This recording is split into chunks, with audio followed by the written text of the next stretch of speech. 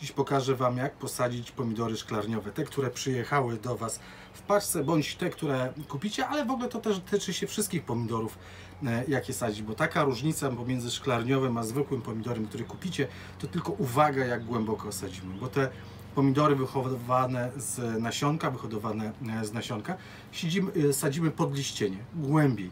A te szczepione, które do Was przyszły w paczce, te, które kupiliście, pomidory szczepione, trzeba sadzić, żeby to miejsce szczepienia było powyżej ziemi, żeby korzenie z tej części szlachetnej pomidora nie przeszły do ziemi. Pokażę Wam sadzenie w mojej szklarni. Szklarnia jest z poliwęglanu. Są szklarnie szklane, są szklarnie z poliwęglanu.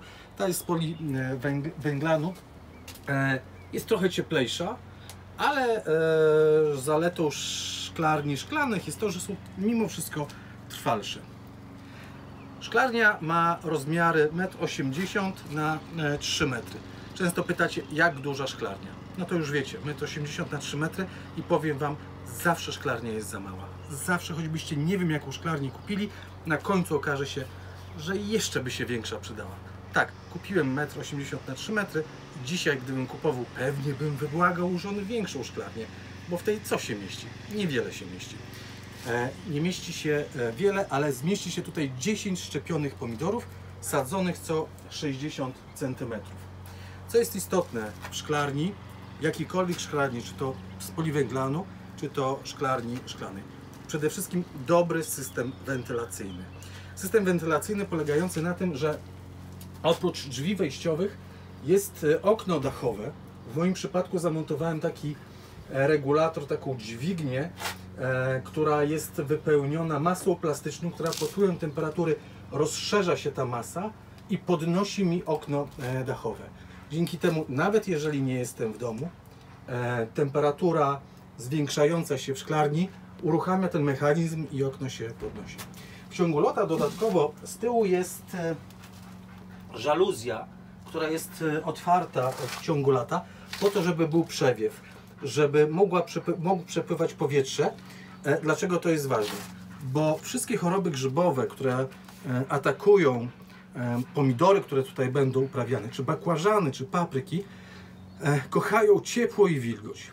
Jeżeli zapewnimy im ciepło, a w szklarni na pewno zapewnimy im ciepło i zapewnimy wilgoć, to bardzo szybko zachorują. Dlatego warto mieć te wszystkie otwory wentylacyjne w pogotowiu, żeby robić przewiew. W większych szklarniach nawet stawia się wentylator. Ja zastanawiam się, może taki mały wentylatorek też w tym roku postawię, żeby tutaj troszeczkę rano przewiew był. Po co?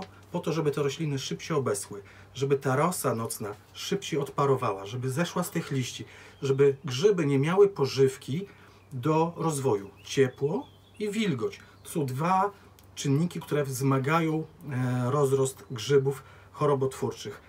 A ja nie chcę tutaj pryskać tych roślin, bo po co mam pryskać? Pomidory pryskane mam w sklepie, mam na rynku. U siebie chcę mieć dobre, zdrowe, smaczne pomidory. Podłoże w szklarni zostało jesienią nawiezione kompostem. Gruba warstwa kompostu z mojego kompostownika przyjechała, została tutaj rozrzucona. Ziemia jest dobra, elegancka, w sam raz do tego, żeby uprawiać pomidory, dobrze nawieziona, pełna życia. Zimą stały tutaj stoły, gdzie przechowywałem rośliny wrażliwe, mocno wrażliwe na mrozy. Dzisiaj stoły wyszły i została sama ziemia gotowa do posadzenia pomidorów. Pomidory zostały solidnie podlane. Od dołu wkładałem do pojemnika. Są porządnie podlane. Zobaczcie, tutaj jest miejsce szczepienia. Do tego miejsca będę sadził. Jeden pomidor co 60 cm w tej szklarni się mieści. To akurat. Gęściej to by było źle. Rzadziej lepiej. No ale mała szklarnia, a chcę dużo pomidorów. Każda odmiana jest inna i każda odmiana, zobaczcie, jest opisana. Tutaj na doniczce jest napisane, co to jest za odmiana, więc na razie doniczek nie zdejmuję, rozstawię pomidory, bo też muszę przygotować takie znaczniki, żeby potem nie pomylić odmian, żeby wiedzieć, co jem. Pamiętajcie, że pomidory szczepione sadzimy do wysokości szczepienia. To miejsce szczepienia musi być ponad ziemią. Gdybyśmy sadzili pomidory wysiane z nasionka, moglibyśmy je posadzić głębiej, nieco głębiej, bo stąd wyjdą korzenie i pomidor lepiej się ukorzeni. To też sposób na wyciągnięte pomidory, takie, które za bardzo wyrosły, że głębiej sadzimy, dzięki temu on będzie zdrowszy i taki jędrniejszy. Zobaczcie, jaki fajny, zdrowy system korzeniowy. Korzenie są od dzikiego pomidora, młodego od szlachetnego.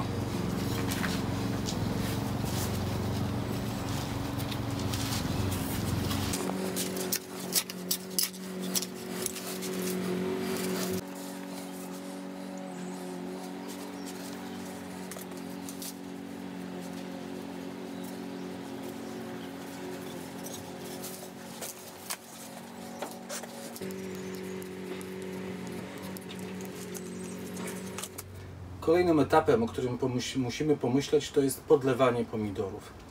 Ja ich jeszcze nie podlewałem, bo podlewanie z konewki wiąże się z tym, że mogę lać po liściach pomidory. Pamiętacie, co mówiłem o chorobach grzybowych? Wilgoć plus ciepło równa się większa szansa na wystąpienie chorób grzybowych. Dlatego stosuję podlewanie kropelkowe, takie, które trafia do ziemi, pod korzenie, a nie trafia na liście. Są różne sposoby podlewania, czy różne rodzaje podlewania. To jest wąż, w którym co 30 cm są takie wbudowane kroplowniki. Rozkłada się go na ziemi, przykrywam ściółką z słomy, podłączam i mam kroplowniki przy samej ziemi rozłożone co 30 cm. Mogę robić spirale. Są także kroplowniki, które pod każdą roślinę można dać.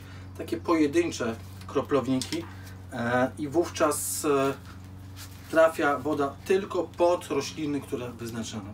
Także dobre kroplowniki do pomidorów, do roślin doniczkowych, bardzo dobre.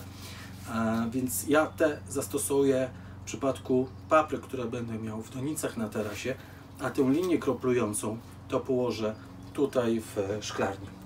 Ważne jest także regulatory podlewania, bo można zapomnieć, można nie wiedzieć, ile czasu już to leci, czy to długo, czy krótko. Ja zachęcam Was do kupienia takich najprostszych regulatorów. Ten jest bardzo prosty, podłącza się go do kranu, ustawia się maksymalnie 120 minut, albo ciągłe lanie, albo przez 120 minut. 2 godziny nawadniania maksymalnie można osiągnąć. Odkręcam, ustawiam na 120 minut czy na 60 minut, w zależności co jest podlewane. Dziękuję, mogę iść do domu, mogę zająć się czymś innym, nie martwię się podlewaniem. W tym roku kupiłem też drugi taki regulator, sterownik nawadniania. On ma ustawienie, że ma cykl, częstotliwość podlewania. Co 1 godzinę, co 2 godziny, co 3, co 24 godziny, czyli co dobę, co 2 doby, albo co tydzień można ustawić.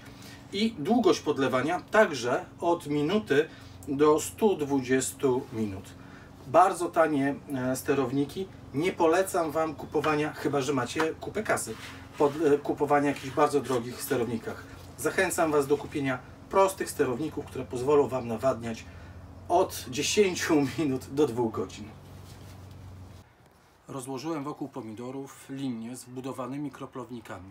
To taka linia kroplująca, która co 30 cm ma swoje wbudowane kroplowniki. Na końcu zamontowany jest regulator ciśnienia, dzięki któremu ten wąż nie zostanie rozerwany, nie będą się robić burchle, pęcherze pod wpływem ciśnienia wody i woda będzie równomiernie docierała do każdego kroplownika. Są różne sposoby prowadzenia pomidoru. Można po sznurkach, od dołu tutaj gdzieś do konstrukcji przywiązany sznurek, można przy palikach. Ja z tego względu, że musiałbym tutaj kupować takie urządzenie albo coś dorabiać, stosuję prowadzenie pomidorów przy palikach. Przeciągnąłem drut wzdłuż całej szklarni i tutaj przywiązuję paliki i przy nich będę prowadził pomidory. Kiedyś na tym drucie spróbowałem powiesić sznurki. Niestety drut nie wytrzymał. Tak pomidory szlachetne obrodziły, miały tyle owoców, były tak ciężkie, że nawet dużo grubszy od tego drut po prostu nie wytrzymał. Paliki zamontowane. W tej chwili, zanim posadzę rośliny, które będą rosły wspólnie z pomidorami, wyściółkuję glebę słomą. Po co ściółkowanie? Ano po to, żeby oddzielić liście roślin i roślinę od gleby. W glebie mogą znajdować się te chorobotwórcze grzyby. Dając ściółkę, po pierwsze oddzielamy taką warstwą słomy liście, czy potem owoce, ewentualnie jak się będą kłaść gałązki ciężkie od ziemi, a po drugie to powoduje, że ziemia mniej paruje, mniej zużywamy wody, pomidory mają wilgoć.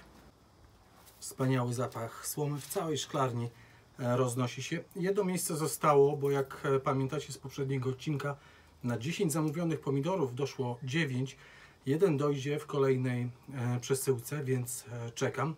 Teraz po wyściółkowaniu warto by było pomyśleć o tym, w jaki sposób naturalny chronić także te pomidory. Sadząc obok pomidorów rośliny, które będą odstraszały mącznika, które będą odstraszały nicieni, które będą pomagały rosnąć pomidorom. Taki klasyczny zestaw pomidor plus to jest pomidor plus bazylia, także ciepłolubna, super aromatyczna, i aksamitka. Aksamitka, która także jest takim typowym zestawem do uprawy z pomidorem. Bardzo pomaga pomidorowi być zdrowym. Najlepiej posadzić te rośliny, zarówno aksamitkę, jak i bazylię, blisko ścieżki. Dlaczego? Dlatego, że jak będziemy szli, to będziemy trącali nogą te rośliny, a one będą uwalniały swój aromat, ocierane. Dzięki temu te wszystkie szkodniki, mączliki, które chciałyby tutaj siąść na liściach, zwieją, gdzie pieprz rośnie. Co w szklarni w najbliższych dniach? Jak pomidory podrosną, trzeba będzie je przywiązać do palika, żeby nie kładły się. Jeszcze są małe, ładnie sterczą, nie muszę. Zostawię to na kilka dni spokoju. Za jakieś 2 tygodnie trzeba by zacząć podlewać gnojówką z pokrzywy. 2 zioła stosujemy do podlewania pomidorów. Do czasu, kiedy nie kwitną, gnojówka z pokrzywy. Pokrzywa, która zawiera bardzo dużo azotu. Bardzo łatwo dostępna tutaj u mnie, więc polecam Wam, bo sam stosuję. Gnojówkę, którą przez tydzień, przez 2 tygodnie w wodzie po prostu gnije, fermentuje. Potem rozcieńczamy w stosunku 1 do 10. Jeżeli nie wiecie, co to 1 do 10, 1 litr gnojówki na 10 litrów wody, albo do koloru takiej słabej herbaty rozcieńczcie gnojówkę. Wtedy będziecie wiedzieli, że ok, to jest dobra gnojówka do podlewania.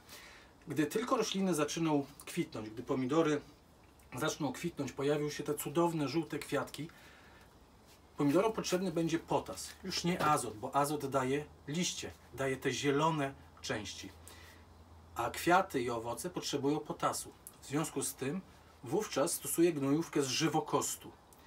Z żywokostu, który zawiera bardzo dużo potasu.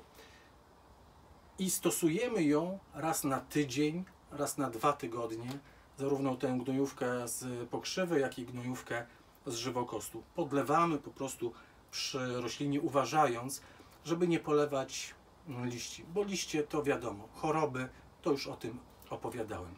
Więc 2 gnojówki, gnojówka z pokrzywy, gnojówka z żywokostu. Z pokrzywy azot, z żywokostu potas.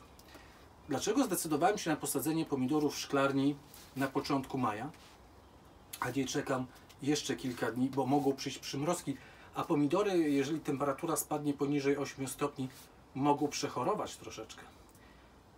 Dlatego, że mam szklarnię ogrzewaną. Mam szklarnię, w której ustawiłem termoregulator na 8 stopni Celsjusza. Jeżeli temperatura spadnie poniżej 8 stopni, włącza się grzejnik. Trochę się napracowaliśmy, ale to nie jest ciężka praca, a jakie potem będą owoce. Kończymy ten odcinek. Trzymam w ręku papryki, szczepione papryki. Jak pamiętacie, także z pomidorami dostałem szczepione papryki, ale one uprawiane będą w pojemnikach. One będą w donicach. O tym też opowiem.